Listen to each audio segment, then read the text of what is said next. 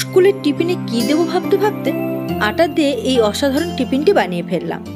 এই টিফিনটি বানানোর জন্য কড়াইতে 1 টেবিল চামচ সাদা তেল দিন। তেল গরম করে 1 চা চামচ থেতো আদা, 4-5টা থেতো কাঁচা লঙ্কা। আদা আর কাঁচা লঙ্কার কাঁচা গন্ধ চলে যাওয়া পর্যন্ত 1 থেকে 2 মিনিট কষান। 1 থেকে 2 মিনিট কষানোর পর 2টো মিডিয়াম সাইজের পেঁয়াজ কুচি লাল লাল করে ভেজে নিন। লাল লাল করে ভেজে নেওয়ার পর এরকমই 3টে মিডিয়াম সাইজের আলু এইভাবে হাত দিয়ে ভেঙে দিন। আর এর মধ্যে দিন পরিমাণ মতো নুন, 1 চা চামচ হলুদ গুঁড়ো। 1 থেকে 2 মিনিট কষিয়ে 2টো সেদ্ধ ডিম গ্রেট করে দিন। গ্রেট করে দেওয়ার পর খুব ভালো করে কষান।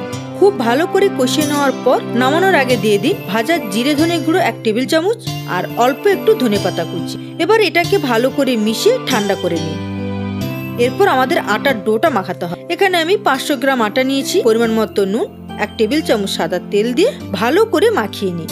এরকমই হলে অল্প অল্প জল দিয়ে একটা সফট ডো বানিয়ে নিন। আর এইভাবে আপনারা রুটির মতো লেচি বানিয়ে নিন। এবার সমস্ত লেচি রুটির মতো বেলে নিতে হবে। রুটির মতো সমস্ত লেচি বেলে নেওয়ার পর মিডিয়াম আঁচে হালকা সেঁকে নিতে হবে। সমস্ত রুটি হালকা সেঁকে নেওয়ার পর একটা করে রুটি নিয়ে কষানো আলু এর মধ্যে দিয়ে দিন। আর এইভাবে করে নিন। এইভাবে সমস্ত রেডি করে নেবেন। এবার কড়াইতে অল্প সাদা তেল দিয়ে এপিঠ ওপিঠ এরকমই ভেজে নিন।